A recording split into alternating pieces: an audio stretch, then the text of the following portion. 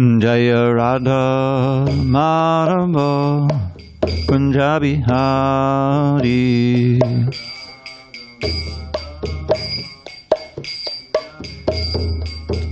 Jaya Radha Madhava Kunja Bihari.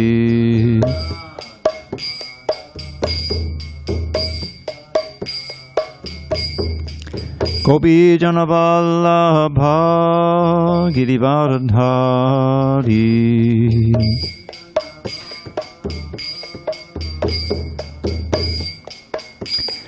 Gopi Jana Vallabha Girivardhari.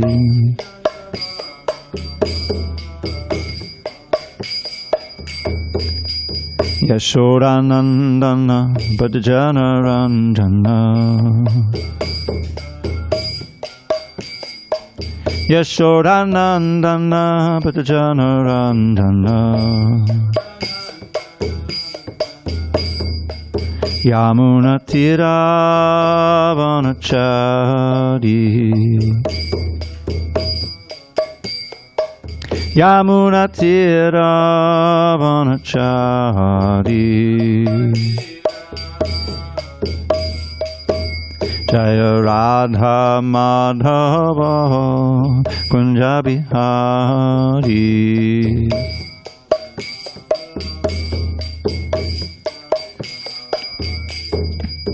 Hare Krishna, Hare Krishna, Krishna Krishna, Hare Hare, Hare Rama, Hare Rama, Rama Rama, Hare Hare.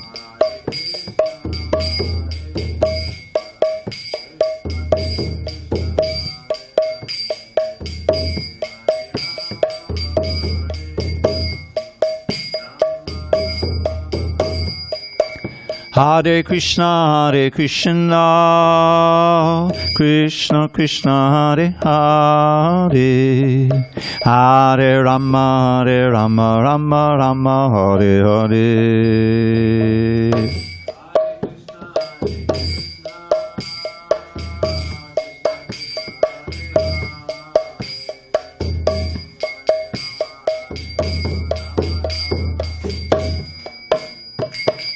Hare Krishna, Hare Krishna, Krishna Krishna, Hare Hare, Hare Rama, Hare Rama, Rama Rama, Hare Hare.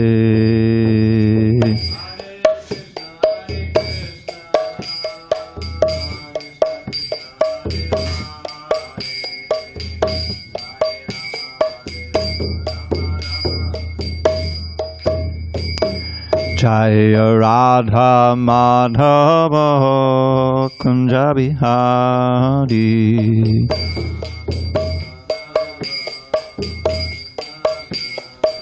Jaya Radha Madhava Kunja Bihari.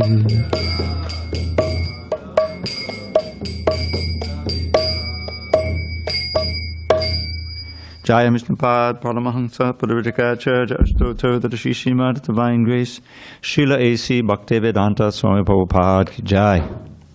ISKCON BBT founder Acharya, Srila Prabhupada ki Jai. And Jaya Mishnapad, Paramahansa, Padavidikacharya, Ashtotar, the Srimad, Divine Grace, Srila Bhakti Siddhanta Saraswati Thakur ki Jai. Ananta Koti Vaishnava ki Jai. Namacharya Srila Haridas Thakur ki Jai. Srimad Bhagavad Gita ki Jai, and Samaveta Bhakta-vrinda ki Jai.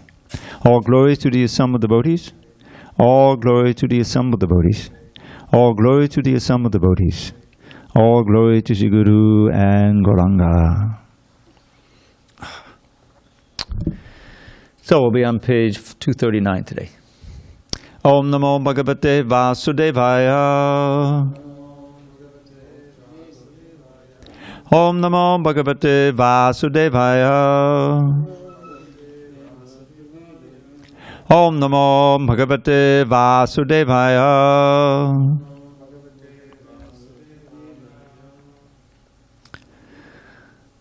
On this 19th day of July 2022 in San Diego, we're reading from Srimad Bhagavad Gita as it is, translation and commentary by His Divine Grace A.C. Bhaktivedanta Swami Prabhupada. And we are in chapter 5 entitled Karma Yoga, Action in Krishna Consciousness. Text 12, bottom of page 239. Yukta Karma Palam Tyakva Shantim Apnoti Naistikim Ayukta Kamakarena Pale Sakto Nabadhyate Yukta Karma Palang Tyakva Shantimapnoti Naistikim Ayukta Kamakarena Pale Sakto Nabadhyate Yukta Karma Palang Tyakva Shantimapnoti Naistikim Ayukta Kamakarena Pale Sakto Nabadhyate Yukta Karma Palam Tyakva Shantimapnoti Naistikim Ayukta Kamakarena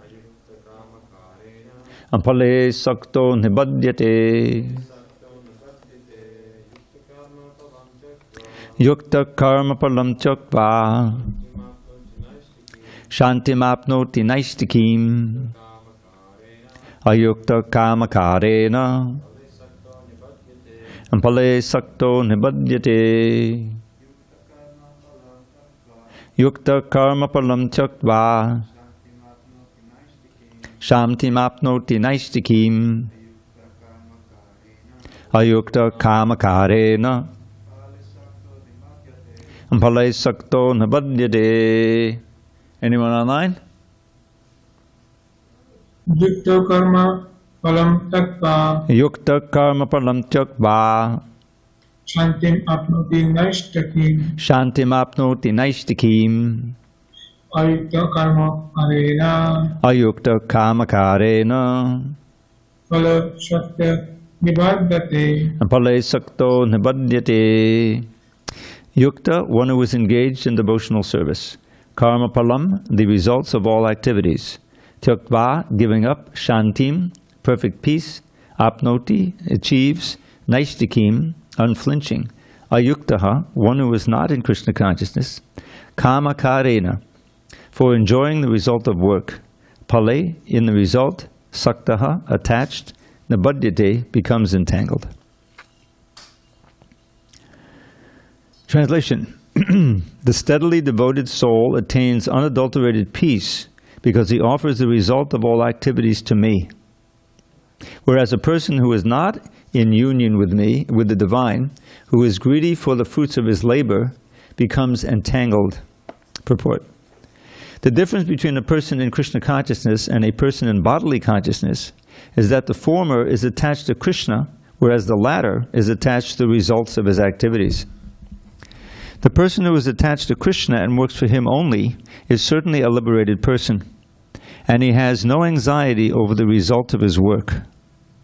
In the Bhagavatam, the cause of anxiety over the result of an activity is explained as being one's functioning in the conception of duality, that is, without knowledge of the absolute truth. Krishna is the Supreme Absolute Truth, the personality of Godhead. In Krishna consciousness, there is no duality. All that exists is a product of Krishna's energy, and Krishna is all good. Therefore, activities in Krishna consciousness are on the absolute plane. They are transcendental and have no material effect. One is therefore filled with peace in Krishna consciousness. But one who is entangled in profit calculation for sense gratification, cannot have that peace. This is the secret of Krishna consciousness. Realization that there is no existence besides Krishna is the platform of peace and fearlessness. Om Jnana Timirandasya Jnanandana Shalakaya Chukshu Unmilitam Mena Tasmai Shri Gurave Namaha. I was born in the darkest of ignorance, but my spiritual master Srila Prabhupada opened my eyes with the torchlight of knowledge. I offer my humble obeisance unto him and all members of Sri Parampara. So, this word Shanti, it's a well-known word. Peace. Krishna deals with this a lot in the second chapter. At the end of the second chapter, he says, summing up the same idea, Vihaya kama niksarvan pumang chadati nikspraha nirmamol narahankara sashantim adigachati. That's the word Shanti again. A person who has given up all desires for sense gratification, who lives free from desires, who has given up all sense of proprietorship and is devoid of false ego, he alone can attain real peace. Second to last verse in the whole second chapter. And Lord Chaitanya says a similar thing. He says, Krishna Bhakta Nishkama Ata Eva Shanta Bhukti Mukti Siddhi Kami Sakali Ashanta. Meaning that the Krishna Bhakta, because he has no material desire, can actually be peaceful. Whereas those who are desiring various varieties of material enjoyment, they cannot be peaceful. He has three categories: the Bhukti Kami, the Mukti Kami, and the Siddhi Kami. A Kami is one who has material desire. First is Bhukti Kami, very common, 99.999% of the people.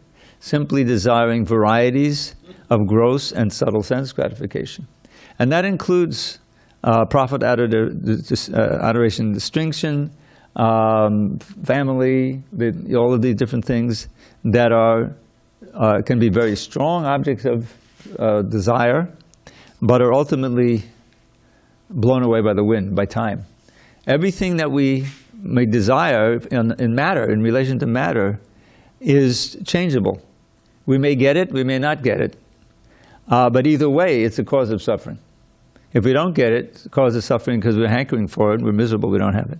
And you get it, and you're jubilant, now I got it, but in the course of time, you don't got it. Either it leaves you, or you lose the ability to enjoy it. Same difference. So this is the trick of the material world. It's called asat, or bhava sagara, the ocean of constant change. And that bhava, it's commonly sort of birth and death, old age, disease, because those are the big changes that cause misery in this life. So that's the nature of this material world. It's constantly changing. And I love to quote this verse, many of you heard it, by Prahlad Maharaj in his prayers to Lord Nrsingadev. And he perfectly analyzes the material energy in 3 lines, and then he gives a solution in the 4th line. So he says, Yasmat priya priya viyoga sayoga janma shokagnina sakata yona sadayamana.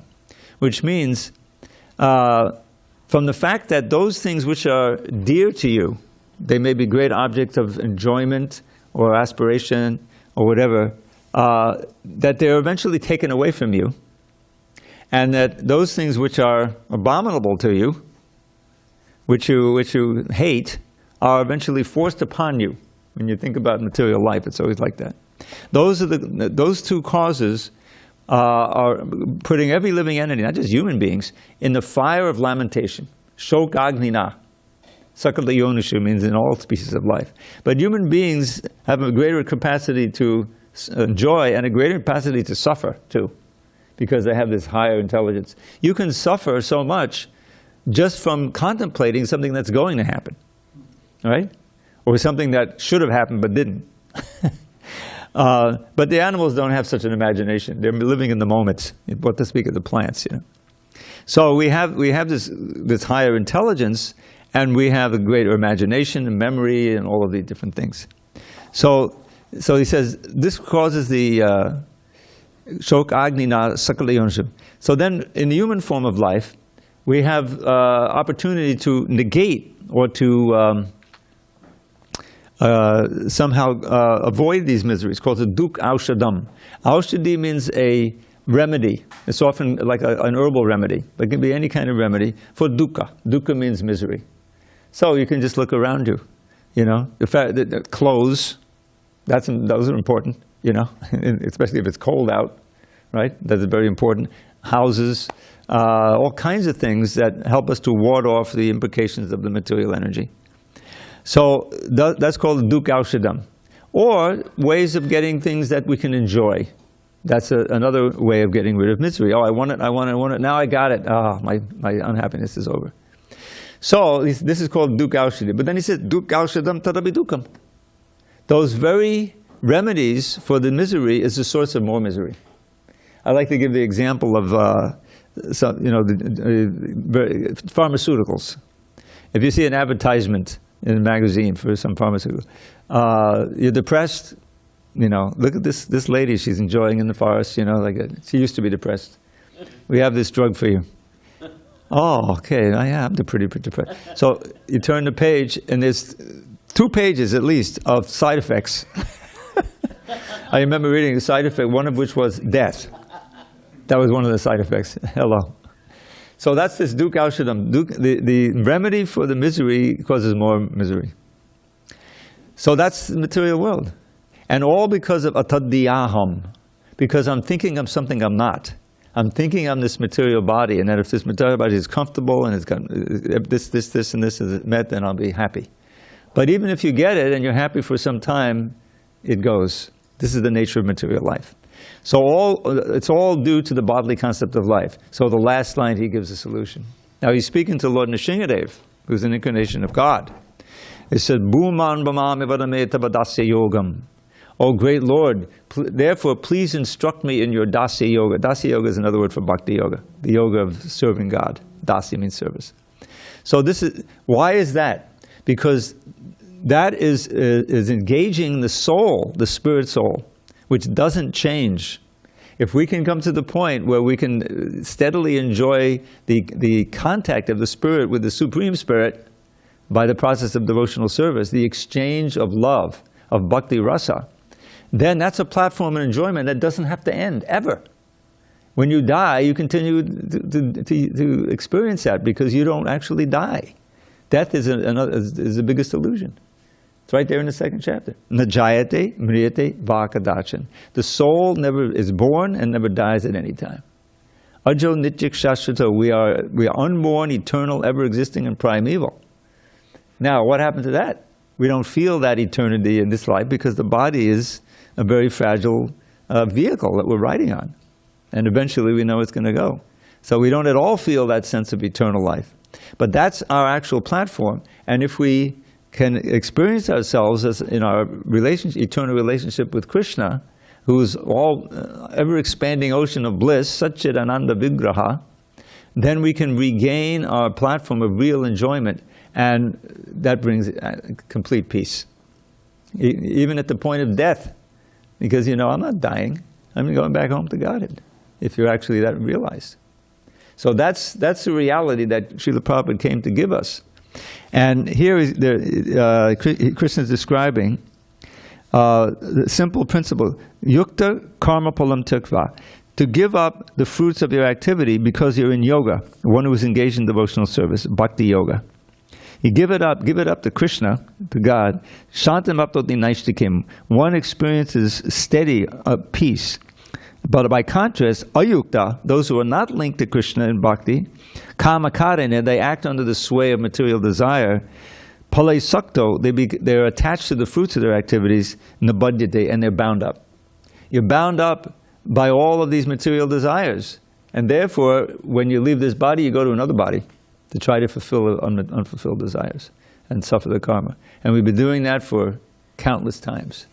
So the promise of the Bhagavad Gita and the process of devotional service, the initial benefit is that you become detached from this material world, you attain peace, and you're moving toward the ultimate goal of not coming back again, of actually sublimating all these material desires and going back home, back to Godhead.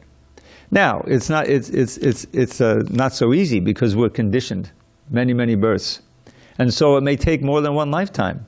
But when we consider how many lifetimes we've already spent in complete ignorance, and now maybe I may not complete the course in this lifetime, but if I make some progress, I'll continue in the next life. Whereas anything you achieve in this life materially is finished at the time of death. Who can deny it? Elon Musk is not going to take his $250 billion with him when he dies. Isn't it? You're going to argue about that? No. Okay. But I think of all these. You want to use? Yeah, there you go. Here.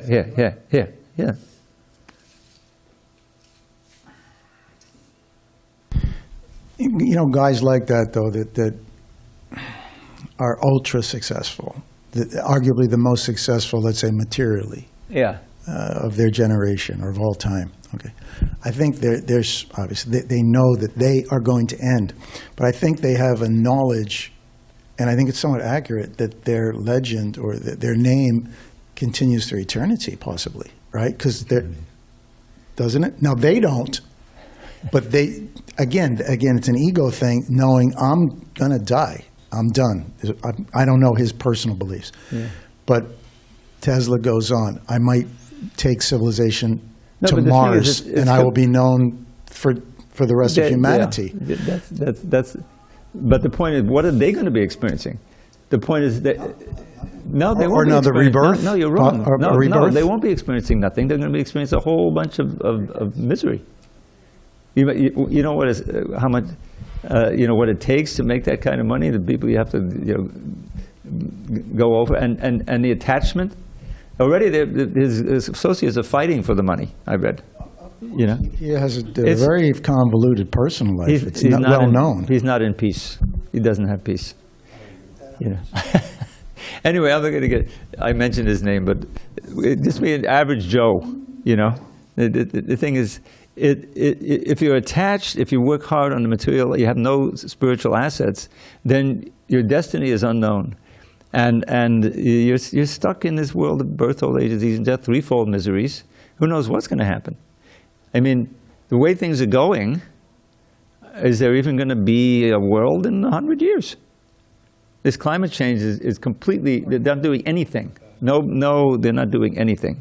The carbon dioxide is coming out as much as it was. A lot of conferences. Yeah, there are a lot of conferences. They have a lot of meetings. Jet planes, private planes going to take the conference. Yeah. I read it. Soil is getting eroded in the next 60 years. Soil is going to go on. And Greenland is melting. Greenland, with all those glaciers. We're sitting here, we're only 20 feet above sea level. So think about it. Anyway, the point is that material life is always like a drop of water on a lotus leaf. It's very, very fragile. So where's our security? How can we cross over this ocean of birth and death? Beautiful verse spoken by Shukadeva Goswami and Maharaj Pariksit. Samashata padapallavaplavam. You can listen to the poetry. Samashata padapallavaplavam mahatpadam punyayasho marare. Pavambude vatsapadam padam yadvipadam natesha. To be deaf not to hear that. So he's saying that one who takes full shelter of the boat of the lotus feet of Krishna. Remember, this is Bhavasagar, this is an ocean of birth and death. So, the boat of the lotus feet of Krishna, or the enemy of Murari. Please take a seat, Prabhu. Hare Krishna. We're on page 239, 240. Where those lotus feet, which are the foundation for the whole creation, Mahatpadam, or it's a place where all the Mahatmas rest. In other words, the great souls, they stay in the lotus feet of Krishna. Punya Yasho Murari. Punya Yasha means just hearing about him brings piety. Just walking into the kirtan and hearing the holy name, even if you've never heard anything like it before, you get pious credit. His name is everything, glories of Krishna. Punya Yasha Murari. Then Bhavambudir, the ocean of birth and death, which is impossible to cross over, we've been flailing around since time immemorial, shrinks down to the amount of water, not in a cow's hoofprint, but in a calf's hoofprint. In other words, you can just step over it. You're secure in that lotus feet of Krishna. Lotus feet of Krishna means service. Service to Krishna, recognizing our position as his eternal servants, and understanding that that's the most blissful position that can possibly be. Punyasha Bhavambudir Vatsabadam Param Padam. You've already gone to the supreme abode. Not for them. Padam Padam Yadvipadam Natesham is this place where there's danger at every step. Danger at every step. Nothing is secure here. We got a madman there, and Russia's threatening to blow us up if we, you know. I mean, that was always the fear from when I was a kid, that someone would get hold of those atomic bombs who's crazy, you know, who can't be deterred by deterrent. Just like periodically, we have some usually a young man who goes nuts. He's depressed. He's an incel, if you know what that means, and he cracks. All right, I'm going to take as many people as I can. I'll buy two. This guy bought 2 AR-15s with 100. And in Indiana, you may have heard somebody shot him before he could kill more than 3 people. So where's the security from that? Anyone can go crazy. So the society runs on a shared sense of respect for the other person's life. If you don't know, you're walking down the street, and someone has a gun and they're about to go crazy. How can you have a society like that? You know. So there's all kinds of ways that, you know, and what on an individual level, you know, our health is so fragile, you know. So this is the danger at every step. So let's get out of that danger where we're secure. Security, the ultimate security, is in the spiritual world, at the lotus feet of Krishna. That's what this verse is about. So to get the faith in that is what reading the Bhagavad Gita is all about. Okay, any questions on text 12? Giving up the fruits. Don't be attached to the fruits of your labor. Text 13. Sarva karmani manasa sanyasyaste sukham vashi navadvare pure dehi naiva kurvan nakaryan. When the embodied living being, that's us, controls his nature and mentally renounces all actions, he resides happily in the city of 9 gates, the material body, neither working nor causing work to be done. So this is again, inaction, in action. Purport. The embodied soul lives in the city of 9 gates. The activities of the body, or the figurative city of the body, are conducted automatically by its particular modes of nature. The soul, although subjecting himself to the conditions of the body, can be beyond those conditions if he so desires. Owing only to forgetfulness of his superior nature, he identifies with the material body and therefore suffers. By Krishna consciousness, he can revive his real position and thus come out of his embodiment. Therefore, when one takes to Krishna consciousness, one at once becomes completely aloof from bodily activities. In such a controlled life, in which his deliberations are changed, he lives happily within the city of 9 gates. The 9 gates are mentioned as follows: Navadvare pure dehi, hangso lela yate bahihi, vashi sarvasya lokasya stavarasya charasya. The Supreme Personality, this is from the Shvetashvara Upanishad 3.18. The Supreme Personality of Godhead, who is living within the body of a living entity, is the controller of all living entities all over the universe. The body consists of 9 gates, 2 eyes, 2 nostrils, 2 ears, 1 mouth, the anus and the genitals. The living entity in his conditioned stage identifies himself with the body. But when he identifies himself with the Lord within himself, he becomes just as free as the Lord, even while in the body. Therefore, a Krishna-conscious person is free from both the outer and inner activities of the material body. So there's one verse, Iha yasya hare dasya karmana manasa gira nikalashat vibhastastu jivan mukta sa uchite. The word jivan mukta means a liberated soul, even while in this conditioned life, even while in this material body. We don't have to wait till we leave the body in order to become liberated. So what's the condition there? Iha, the word iha means activities. Yasya hare dasya, all his activities are in the realm of devotional service to Krishna. Hare dasya, activities of what? Karmana manasa gira. The active senses, the mind, the voice, all of these and whatever activities, other activities we have. Nikalasha piyavastasu jivan muksata uchite. If they're all in relation to that, then you're liberated even while in this body. Well, after all, what is the definition of mukti given in the Srimad Bhagavatam?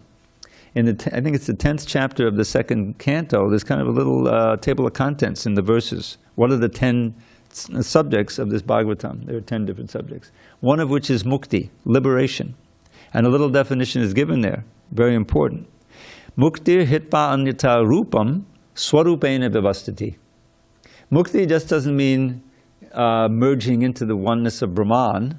into the eternal sensory deprivation chamber. You know, I've talked about it like that.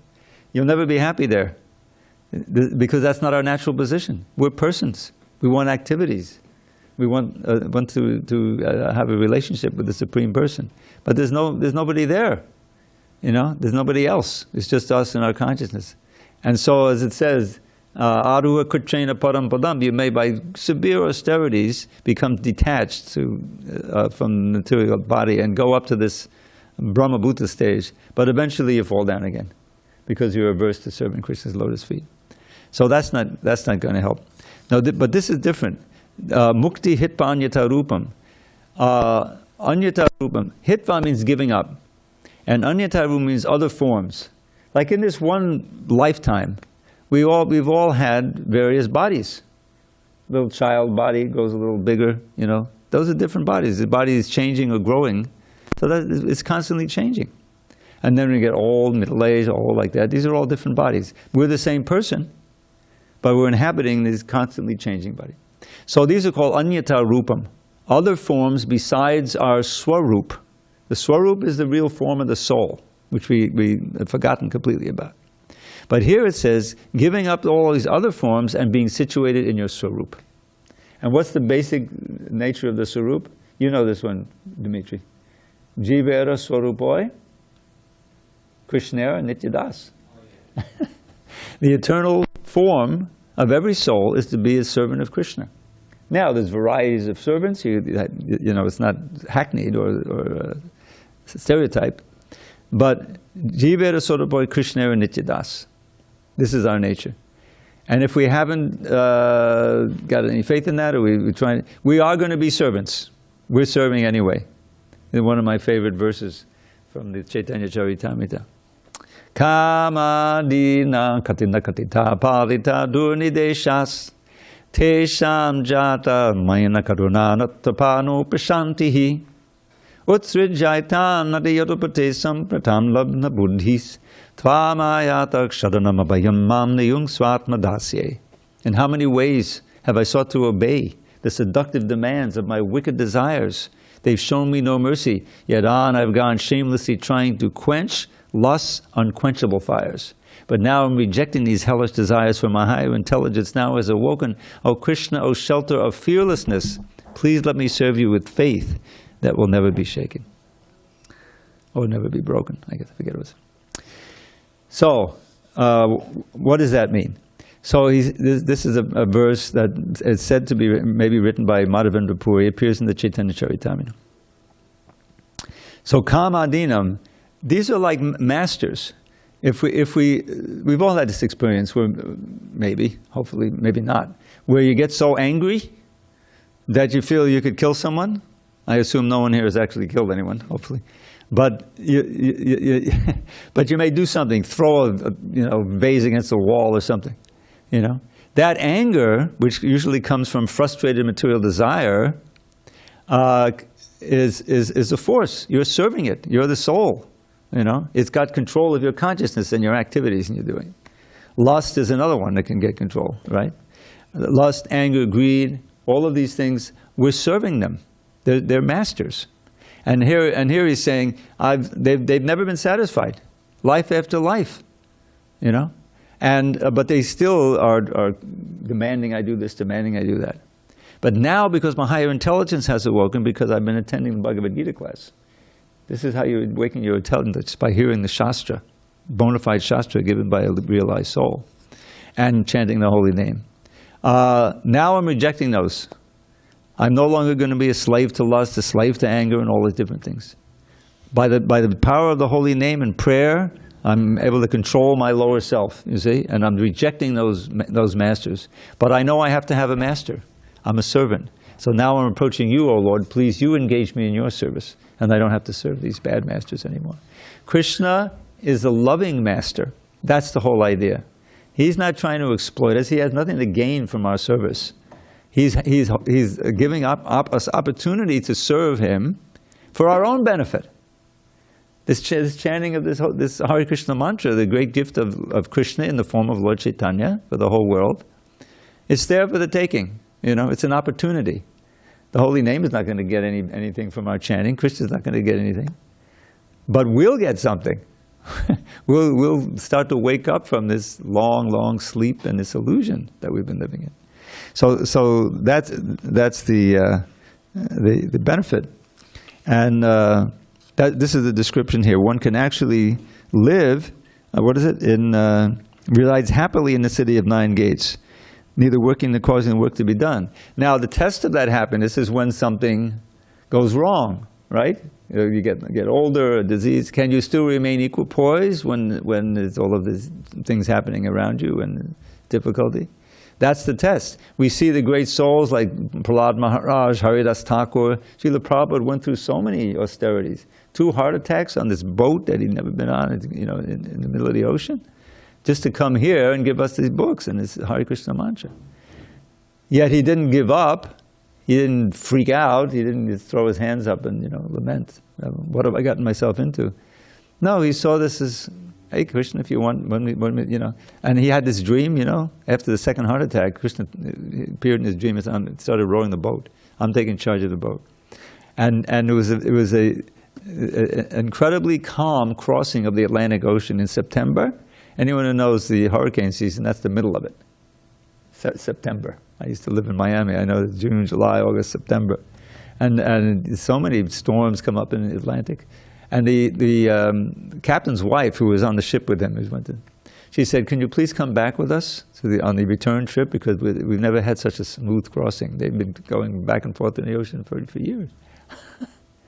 Miracle. This is the Krishna, he sees the sincerity and he creates miracles in your life.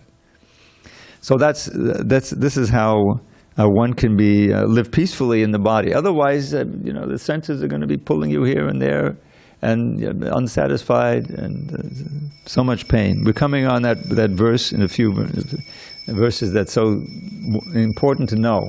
If this is true, our whole life will change if we believe it. Yehi sangsparjaja bhoga dukkha yona evate. The happiness you get from sense gratification is the source of your misery. Those pleasures have a beginning and an end. Adyanta bantak. They have a beginning, adi, and an end, antabhakta. Kontaya. Nateshu ramate buddha. The intelligent, wise person rejects those. Doesn't try to find the pleasure there. Try to find pleasure chanting Hare Krishna. That's not sense gratification. That's opening up the channel to the reservoir of pleasure, Krishna. So that's but the beginning is to not get entangled in longing for the fruits of certain action and coveting them and then being bound up by that. That's what he's talking about here. Na karma palasangyogam. Consists of, na karma palasangyogam. He's not bound by the actions. Swabhava tu pravartate. That's the next verse. Okay, any questions on that text 13? Or discussion? Okay. Text 14. Nakartritvam nakarmani lokasya srijati prabhu nakarma palasangyogam swabhavastu pravartate. The embodied spirit, the master of the city of his body, does not create activities, nor does he induce people to act, nor does he create the fruits of action. All this is enacted by the modes of material nature. Purport. The living entity, as well as will be explained in the 7th chapter, is one of the energies or natures of the Supreme Lord, but is distinct from matter, which is another nature, called inferior of the Lord. Somehow the superior nature, the living entity, has been in contact with material nature since time immemorial. The temporary body or material dwelling place which he obtains is the cause of varieties of activities and their resultant reactions. Living in such a conditional atmosphere, one suffers the results of the activities of the body by identifying himself in ignorance with the body. It is ignorance acquired from time immemorial that is the cause of bodily suffering and distress. As soon as the living entity becomes aloof from the activities of the body, he becomes free from the reactions as well. As long as he is in the city of the body, he appears to be the master of it, but actually he is neither its proprietor nor controller of its actions and reactions. He is simply in the midst of the material ocean, struggling for existence. The waves of the ocean are tossing him, and he has no control over them. His best solution is to get out of the water by transcendental Krishna consciousness. That alone will save him from all turmoil.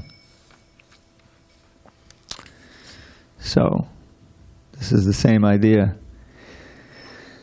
So, as spirit, there's one little phrase, these little Upanishadic phrases are so important. Asango hyayam purushaha. Asango hyayam purusha means that the Purusha, the living entity, ultimately has no relation to this body, to matter in general. Asangam means no association. But out of illusion, we're identifying ourselves with it. You see? In other words, once we're out of this body, what do we care for it? Nobody cares for it. Bury it, burn it, get rid of it. It has no value. While we're in it, we're animating it. But really, the body is just an inanimate object, very complicated machine that we're animating when we're in there. So this is a certain chapter we're all engaged in a very long book that we don't know the future chapters and we don't remember the past chapters, but they're there. And we want to end this book. We want to come out and finish the book. Not make a new chapter of material entanglement, And that comes with this process of bhakti yoga. Because when Krishna sees we're sincerely trying to approach him, he gives all kinds of help. He says that in the 10th chapter. There's 4 verses that are the essential verses of Bhagavad Gita. Why don't we go through them? It'll take a second. The first, Aham sarvasya pabhava, Krishna says, Aham sarvasya pabhavo mattak sarvam pavartate iti madbhavajanta emam bhula bhava samanvita.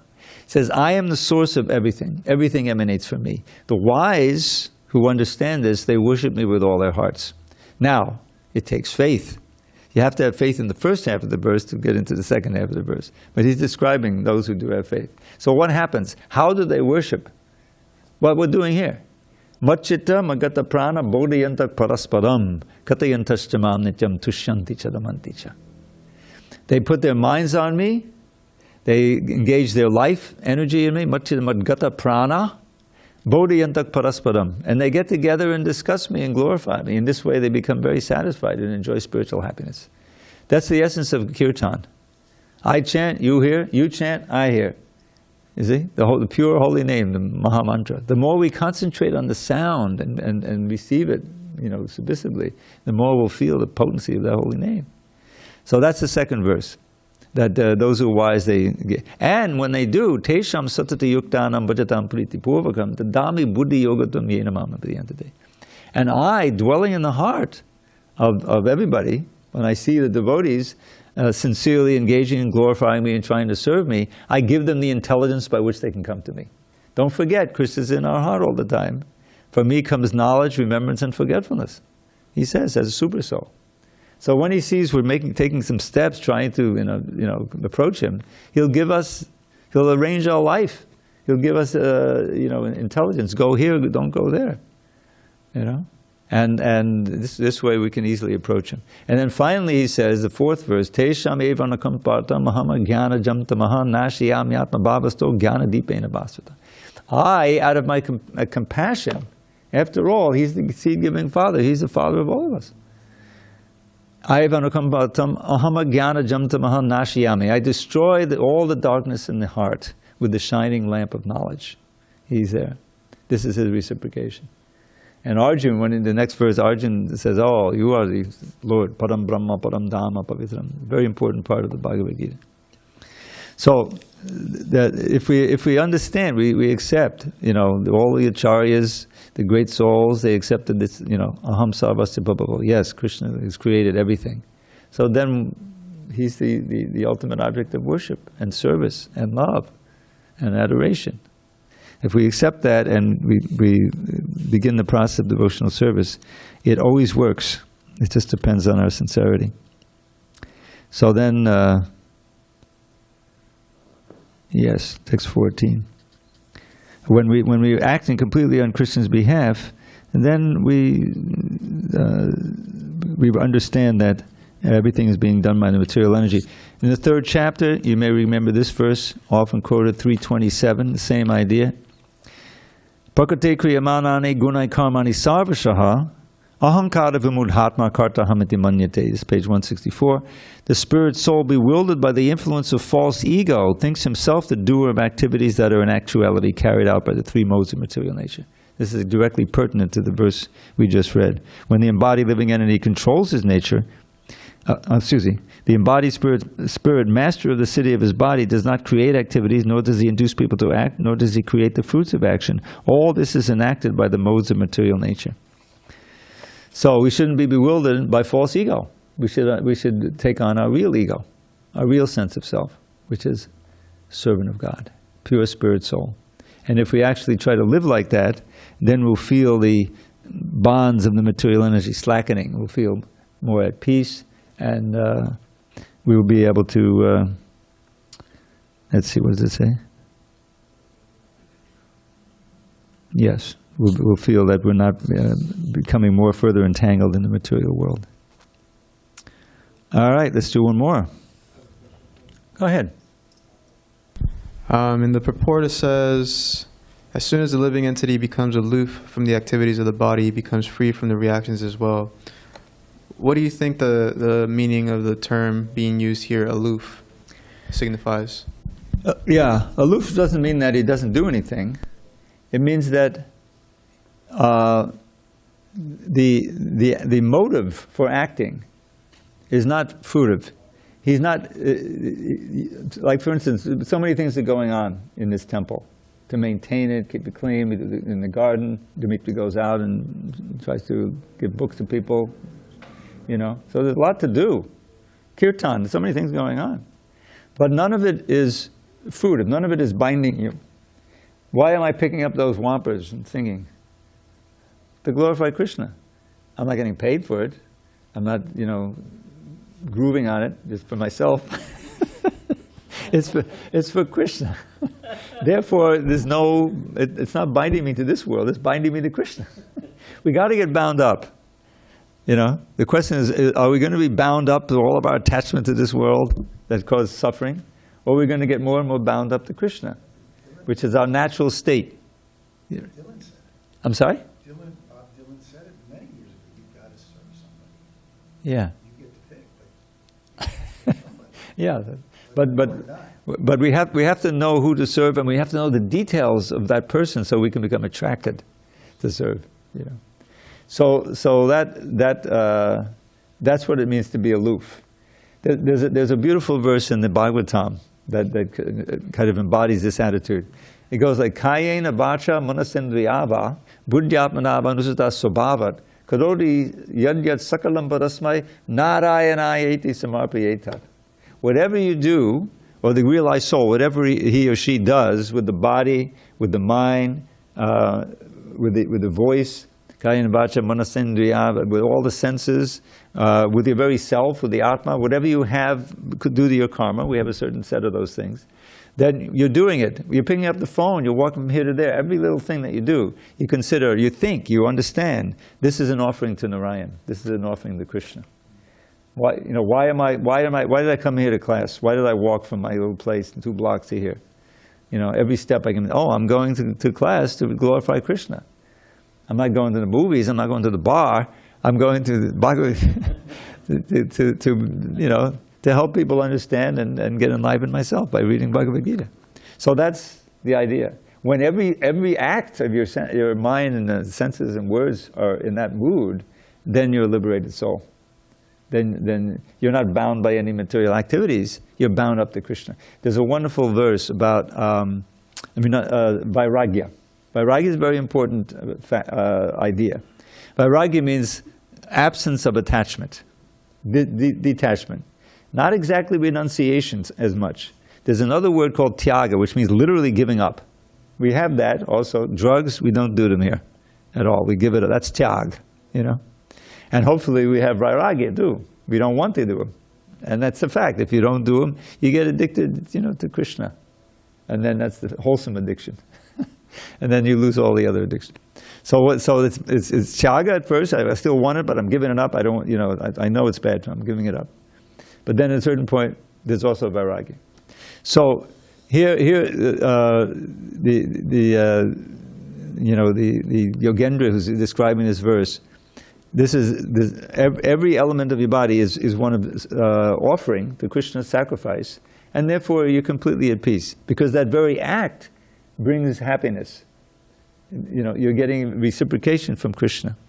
And the other one that I'll share with you is what is yukta vairagya, detachment in yoga. This is in Rupa Goswami's Bhakti Rasamrita Sindhu. He says, Anasaktasya vishayan yataham apayunjata nirbandha Krishna sambandhe yuktam vairagya uchate. So you may have heard that word bandha. So he says, without attachment, using the objects that we come in contact with as much as possible in the service of Krishna. Just like books. There's so many millions and millions of books. Well, we use all the books. I mean, I've worked on book production, computers and all these things, They could be used for making any book. But we're making these books. We're glorifying Krishna. Therefore, that activity is not binding to us.